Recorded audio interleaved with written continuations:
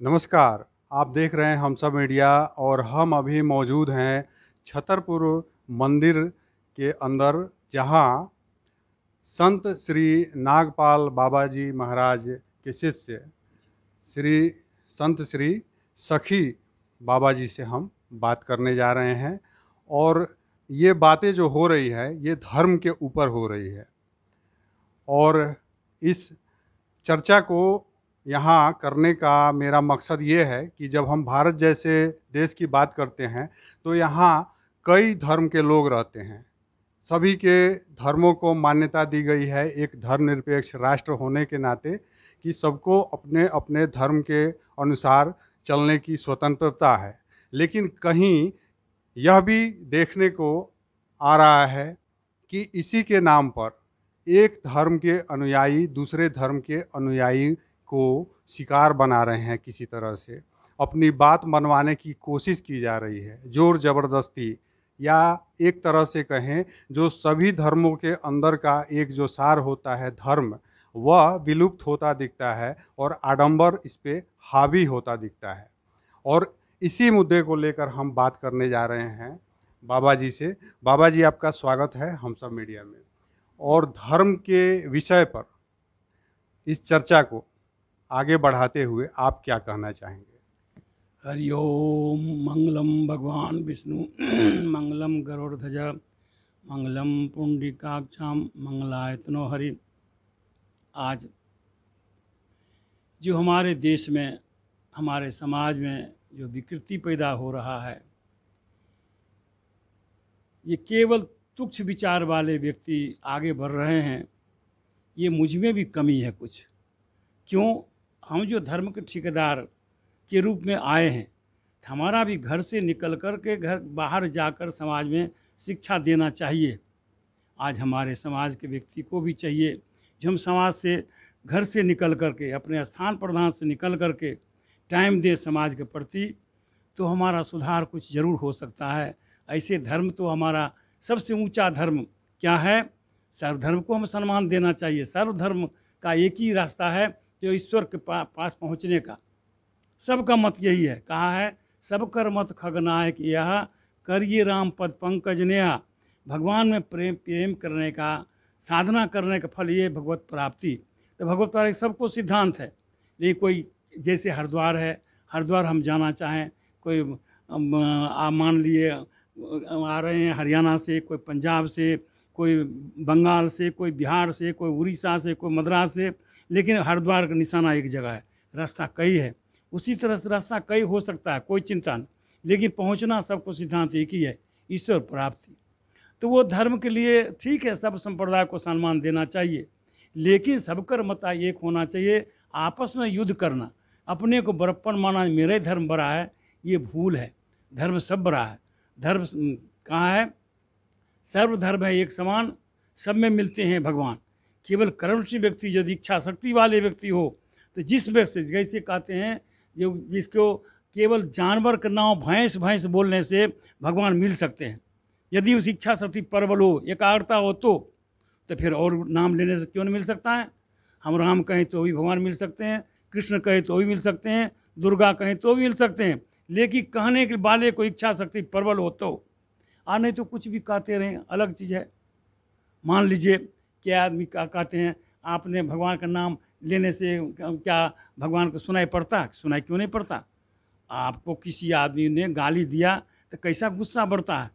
गाली शब्द से गुस्सा बढ़ता है। तो भगवान का नाम लेने से भगवान को भी पहुंचता होगा, तो भगवान खुश होते होंगे। तो भगवान के कलयुग में नाम ही प्रधान रह गया धर्म में।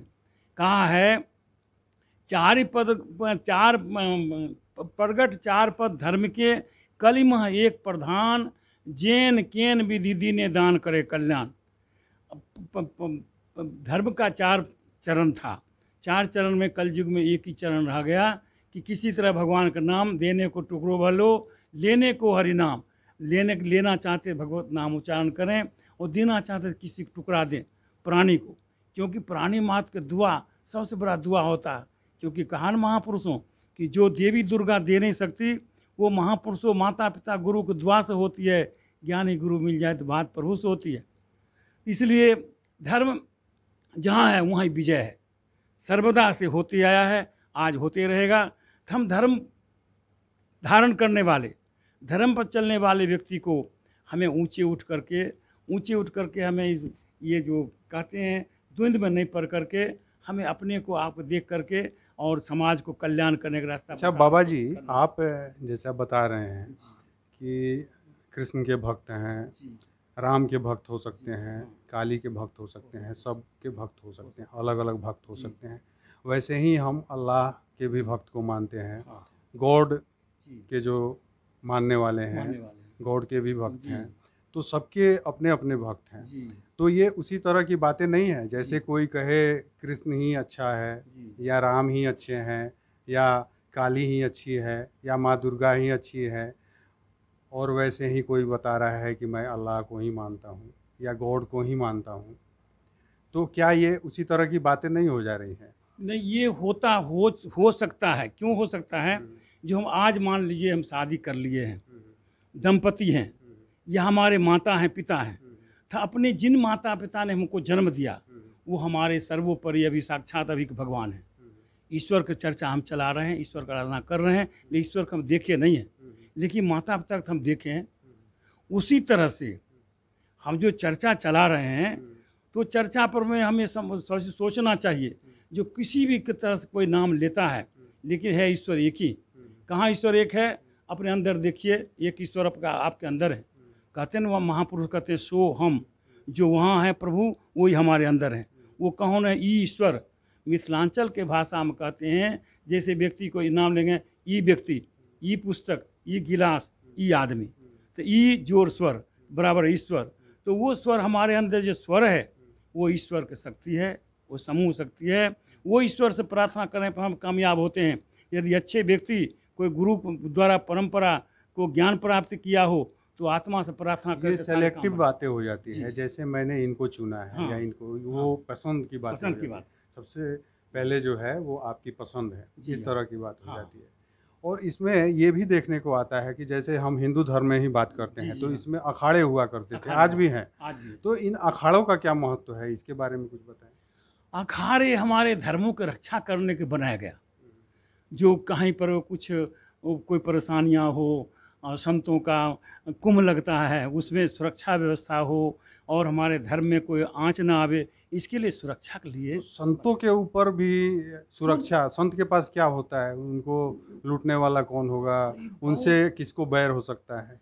महाराज बहुत बराबर उपद्रव होता है, संत पर शैतान लोग ज़्यादा हावी होते हैं। क्यों, किस लिए? उनके पास संत के बारे में बताया जाता है, वो फकीर होते हैं, उनके पास होते हैं, लेकिन फिर भी बुद्धि उनका ऐसे हो जाता है, जो होता है बुद्धि उनका विकृति हो जाता है, तो इसलिए वो अखाड़ा बनाया गया। तो अखाड़ों की आवश्यकता आप समझते हैं कि आज भी है? हाँ है, जो अखाड़े होते हैं व्यवस्था अभी भी है और चल रहा है। तो ये केवल, जैसे अगर हम बात करते हैं हिंदू धर्म के अखाड़े होते हैं, तो ये केवल हिंदू धर्म की रक्षा के लिए ये अखाड़े हैं या सभी धर्मों के अंदर जो एक धर्म है जिसे हम एक ईश्वर के रूप में देखते हैं, एक धर्म के रूप में देखते हैं, उस धर्म की रक्षा के लिए ये अखाड़े हैं? क्या कहेंगे? ये हमारा अखाड़ा जो बनाया गया ये हिंदू धर्म की रक्षा का बनाया गया है ना। ऐसे आक्रमण कोई हमारे समाज पर पड़े, जनता पर पड़े, तो हर एक अखाड़ा तैयार रहता है सेवा करने के लिए, रक्षा करने के लिए। जैसे अभी देश में कोई प्रकार का आपत्ति आ जाए, अखाड़ा वहाँ पहुँच सकता है ना। इस तरह से अखाड़ा, जैसे मल्टी हुआ, जैसे देश की रक्षा के लिए मल्टी है, उसी से हमारे धर्म की रक्षा के लिए। तो बाबा का यहाँ कहना साफ साफ है कि जैसे देश की रक्षा के लिए, अगर हम भारत देश की बात करते हैं तो उसकी रक्षा के लिए मिलिट्री है, वैसे ही अगर हम हिंदुस्तान में हिंदू की बात करते हैं तो हिंदुओं की रक्षा के लिए ये अखाड़े होते हैं और अखाड़ों की आवश्यकता है, उसका महत्व है। और बाबा जी, आप जो है कात्यायनी मंदिर जो है, ये छतरपुर मंदिर, इसके संस्थापक थे संत नागपाल जी, तो उनके आप शिष्य रहे हैं, तो उनके बारे में भी आप यहाँ कुछ चर्चा करें। उनके बारे में क्या कहना चाहेंगे? उनके जो सपने थे क्या वो साकार हो रहे हैं? इसके बारे में कुछ बताएं। इनके बारे में तो महापुरुष थे, अत्यंत महापुरुष, मत ऐसा महापुरुष अभी ढूंढने पर मिलेगा नहीं, जो बाबा ने कई जन्मों की तपस्या करके ये शरीर चोला धारण किया था। ये चोला में कई जन्मों की तपस्या से उन्होंने नागपाल के रूप में आए, और नागपाल रूप में हम लोग देखते हैं। कहाँ से आए? ये कब आए, ये? ये आए हैं कर्नाटक से, कर्नाटक रहने वाले थे और दक्षिण भारत से, और बहुत महापुरुष कई जन्मों की तपस्या से वो शरीर धारण करके यहाँ पर केवल नागपाल बाबा कहने के लिए थे, लेकिन थे वो शक्ति रूपा, माँ कात्यायनी के रूपा थे। हम सब मानते हैं माँ दुर्गा रूप, माँ भगवती के रूप में हम सब मानते हैं, उनको भाव करते हैं। और सचमुच वही रूप थे जो इतना बड़ा एक फकीर होकर के एक जगह बैठ करके इतना बड़ा संस्था को तैयार कर देना। आप भारत के आपको हम इस वीडियो में आगे इस मंदिर का जो पूरा जो प्रांगण है, जो बिल्डिंग है, वो अभी दिखाएंगे। और यह दिखाने का मेरा मकसद यह है कि आप खुद कल्पना करें कि कोई एक फकीर संत इस तरह की रचनाएं कर देता है, इस तरह का इतना बड़ा मंदिर जो बना देता है, बनवा देता है। समाज अगर उसके लिए दान देता है तो आखिर उस संत के अंदर क्या कुछ रहा होगा, क्या कुछ खूबियाँ थी, जो तप उनका रहा होगा, उसके बारे में आप उसको देखते हुए खुद समझ सकते हैं।